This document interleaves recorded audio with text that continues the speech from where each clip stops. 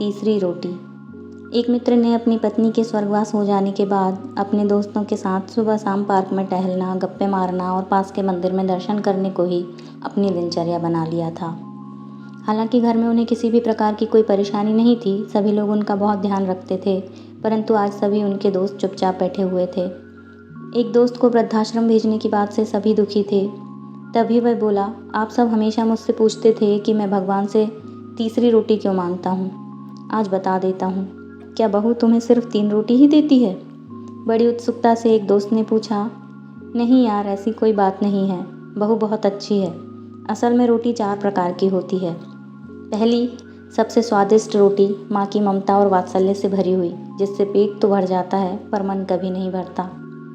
एक दोस्त ने कहा, 16 आने सच, पर शादी के बाद माँ की रोटी कम ही मिलती है।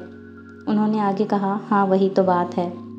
दूसरी रोटी पत्नी की होती है, जिसमें अपनापन और समर्पण भाव होता है, जिससे पेट और मन दोनों भर जाते हैं। क्या बात कही है यार, ऐसा तो हमने कभी सोचा ही नहीं। फिर तीसरी रोटी किसकी होती है? एक दोस्त ने सवाल किया। तीसरी रोटी बहू की होती है, जिसमें सिर्फ कर्तव्य का भाव होता है, जो कुछ कुछ स्वाद भी देती है और पेट भी भर देती है और वृद्धाश्रम की परेशानियों से भी बचाती है। थोड़ी देर के लिए वहाँ चुप्पी छा गई। लेकिन ये चौथी रोटी कौन सी होती है? मौन तोड़ते हुए एक दोस्त ने पूछा। चौथी रोटी नौकरानी की होती है, जिससे ना तो इंसान का पेट भरता है, ना ही मन तृप्त होता है, और स्वाद की तो कोई गारंटी ही नहीं है। तो फिर हमें क्या करना चाहिए यार? माँ की हमेशा पूजा करो, पत्नी को सबसे अच्छा दोस्त बनाकर जीवन जियो, बहू को अपनी बेटी समझो और छोटी मोटी गलतियाँ नज़रअंदाज कर दो। बहू खुश रहेगी तो बेटा भी आपका ध्यान रखेगा।